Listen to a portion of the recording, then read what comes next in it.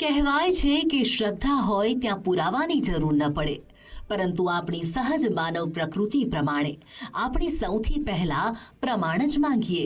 ગુજરાતના રાજકોટમાં રામ સેતુનો પથ્થર હોવાની વાત મળતાની સાથે જ તેનું પ્રમાણ શોધવા માટે ગુજરાત ફર્સ્ટની ટીમ રાજકોટ પહોંચી.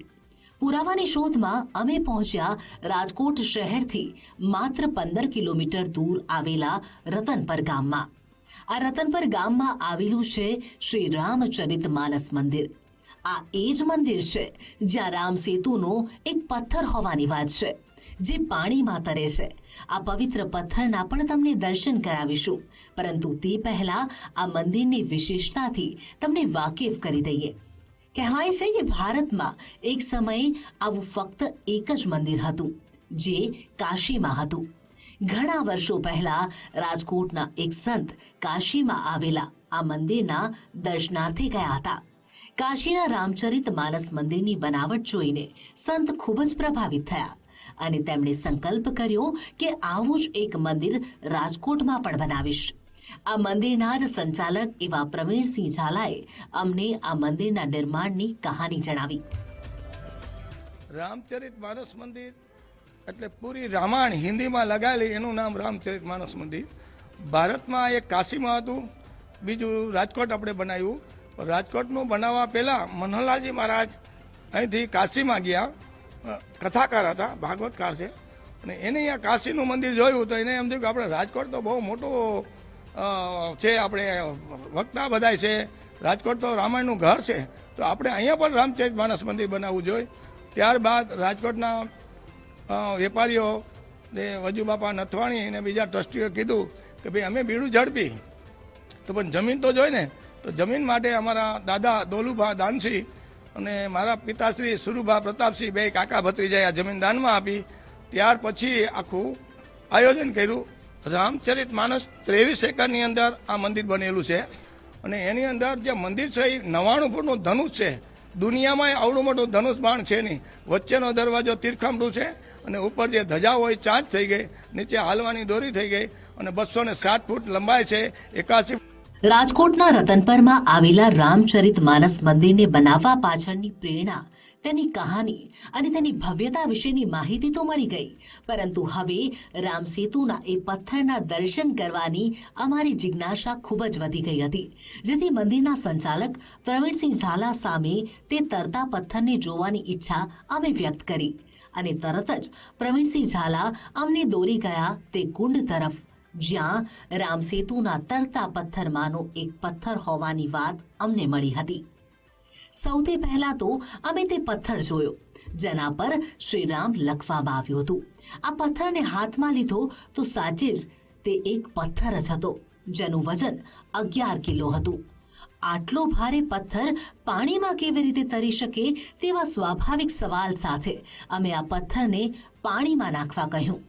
પ્રવીણસિંહ ઝાલાએ પથ્થર લઈને કુંડમાં નાખી દીધો. પ્રવીણસિંહ ઝાલાએ પથ્થર પાણીમાં નાખતાની સાથે જ પથ્થર પાણીમાં ડૂબી ગયો, પરંતુ બીજી જ સેકન્ડે આ પથ્થર પાણીની સપાટી પર આવી ગયો, જાણે આ કોઈ પથ્થર નહીં પણ લાકડું હોય. થોડી વાર તો અમે પણ આ જોઈને ચોંકી ઉઠ્યા અને પોતાની જાતને સવાલ કરતા રહ્યા કે 11 કિલોગ્રામ વજનનો પથ્થર પાણી પર તરી કેવી રીતે શકે? અમારા સવાલોનો જવાબ માત્ર એક જ વ્યક્તિ પાસે હતો, અને તે મંદિરના સંચાલક પ્રવીણસિંહ ઝાલા પોતે. અમે સૌથી પહેલા તેમને એ જ પૂછ્યું કે રામ સેતુનો આ પથ્થર તમારી પાસે ક્યાંથી આવ્યો, અને તેમણે જે કહ્યું તે સાંભળીને અમે પણ સ્તબ્ધ થઈ ગયા. બીજું, રામચરિત માનસ મંદિરની અંદર 40 વર્ષ પહેલા એક સંત પધાર્યા હતા, અને એ કાશી આ નીકળે ક્યાં, આપણે રામેશ્વરમાં જ નીકળ્યા પથ્થર. રામેશ્વરમાં અને શ્રીલંકાની વચ્ચે અમેરિકાવાળાએ સંશોધન કરેલું છે, તમે ક્યારેક જોજો કે એમાં એ આખો પુલ છે, એમાંથી એક પથ્થર અલગ પડે. એ પથ્થરમાંથી કોઈ સંતોના હાથમાં, કદાચ કોઈ બીજા કોઈ વ્યક્તિના હાથમાં આવે તો એ અમને અહીંયા એક મહારાજ આવીને દઈ ગયા. એને કીધું ભાઈ આ પથ્થર રાખો, તમારા ભગવાનના દર્શન કરશે, માણસ હજારોના દર્શન થશે અને લાભ મળશે. તો અમે વિચાર કર્યો કે ભાઈ પથ્થર થોડો તળે. પછી અમે એ ટાઈમમાં 40 વર્ષ પહેલાં અમારા મંદિરમાં એક તપેલામાં પાણી નાખ્યું અને એની અંદર એ પથ્થર મૂક્યો તો તરતો હતો. ત્યાર પછી અમે કુંડ બનાવ્યો. આ તો વાત થઈ એક ચમત્કારની. હવે તમને બતાવીએ બીજો ચમત્કાર. અમને એવું પણ જાણવા મળ્યું હતું કે આ રામચરિત માનસ મંદિરમાં એક ગૌશાળા છે. આ ગૌશાળાની ગાયો ભગવાન રામનો સાદ સાંભળતાની સાથે જ આકર્ષાય છે અને જે દિશામાંથી રામનો સાદ સંભળાય તે દિશામાં દોડતી દોડતી આવે છે. શરૂઆતમાં તો અમને પણ માનવામાં ન આવ્યું, પણ જ્યારે નજર સામે આ દ્રશ્ય જોયું ત્યારે અમે પણ ચોંકી ઉઠ્યા. અમે જાણીએ છીએ કે જ્યાં સુધી નહીં જુઓ ત્યાં સુધી તમે પણ નહીં જ માનો. તો જુઓ રામચરિત માનસ મંદિરનો આ બીજો ચમત્કાર. બોલો એકવાર. સીતારામ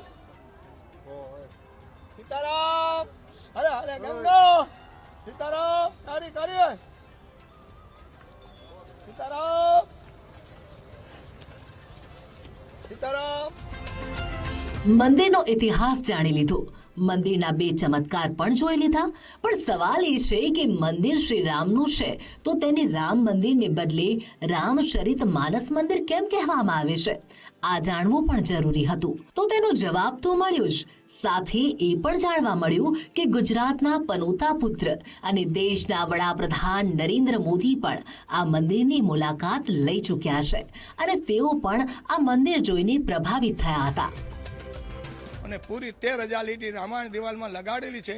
રામાયણ લગાડ્યા પછી વિચાર આવ્યો કે છોકરાઓ નાના હોય એ રામાયણ વાંચી ન શકે, હિન્દીમાં છે, તો એના માટે આખું પ્રદર્શન બનાવ્યું છે. ભગવાન રામના જન્મથી માંડી તે રાજ્યાભિષેક સુધીનું પ્રદર્શન ઊભું કરેલું છે. મોદી સાહેબ અહીંયા પધાર્યા હતા અને અમારી અહીંયા આરતી કરી. મોદી સાહેબ બહુ જ આ મંદિરના પ્રત્યે બહુ ખુશ થયો. ને આવડું મોટું મંદિર છે ને વચ્ચે ક્યાંય થાંભલા નથી, તો હજારો માણસ એક હારે 5,000 માણસ દર્શન કરે એવી આ મંદિરની વ્યવસ્થા કરી છે. કે પહેલા જમાનામાં મંદિરના મોઢા નાના હતા. આજે અમે 18 ફૂટનું રામ દરબારનું મોઢું રાખ્યું છે. ઓલા પણ બે મંદિર બાજુના એ પણ એટલા જ પહોળા રાખ્યા છે કે જેથી કરીને આખા માણસો જેટલા આવ્યા બધાને એક સાથે દર્શન થાય. સ્વાભાવિક છે કે મંદિર જેટલું ભવ્ય અને દિવ્ય છે તેની પ્રકૃતિ પણ એટલી જ સકારાત્મક અને આધ્યાત્મિક છે. આ જ કારણ છે કે આ અલૌકિક મંદિરના દર્શન કરવા દૂર દૂરથી ભક્તો આવે છે. મંદિરનું મહાત્મ્ય જાણે છે, તેના ચમત્કારોથી અભિભૂત થાય છે અને શ્રી રામના દર્શન કરીને ધન્યતા અનુભવે છે. અને દર્શન કરવાવાળા રાજકોટથી અથવા બહારના માણસો બહુ આવે છે અને બહુ સારું મંદિર છે. અને આપણે રામચરિત માનસ મંદિર ગુજરાતમાં એક એવું મંદિર છે, આવડું વિશાળ મંદિર કે પણ આપણા રાજકોટ અથવા ગુજરાતમાં નથી. અમારા અહીંયા રામચરિત્ર માનસ મંદિર છે ભવ્ય, જેવી રીતે અહીંયા નરેન્દ્ર મોદી ખુદ પધારેલા છે એના અર્થેથી અયોધ્યામાં પણ આજ ભવ્ય મંદિર બની રહ્યું છે. એનો અમને ખૂબ ખૂબ આનંદ છે, અનુભવે છે અને ખૂબ જ એવી રીતે આનંદ થાય છે કે આવી રીતે ભવ્યમાં કંઈ પણ એવો સંકલ્પ હતો કે ભાઈ આટલું મોટું મંદિર થઈ શકે એમ. કે અમારા દાદાજી સસરાથી આ એમ કે તપ ચાલુ છે, તો અમારા સસરા છે પપ્પાજી, એમને તો ખાલી આ જમીન દાન નહીં પણ એમના સમયનું દાન પણ એટલું આપે છે કે નિરંતર એ પોતાના તન મન ધનથી શ્રદ્ધાથી અહીંયા સેવા આપી રહેલા છે. અને એના માટે ખરેખર અમે બધા જ પરિવારજનો ગૌરવ અનુભવીએ છીએ, કારણ કે અત્યારે એ કરવું ખૂબ જ અઘરું છે, એમ સમયનું દાન આપવું. આસ્થા અને ભક્તિના કેન્દ્ર સમા આ રામચરિત માનસ મંદિરના દર્શને આવતા ભક્તો શાંતિ અને આધ્યાત્મિકતાની અનુભૂતિ કરે છે. મંદિરમાં વિવિધ તહેવારોની ભવ્ય અતિ ભવ્ય ઉજવણી પણ કરવામાં આવે છે. અહીં આવનારા તમામ ભક્તજનોને બપોરે તેમજ રાત્રે ભોજન પ્રસાદ પણ આપવામાં આવે છે. દૂરથી આવનારા લોકો માટે અહીં રાત્રિ રોકાણની પણ વ્યવસ્થા કરવામાં આવી છે.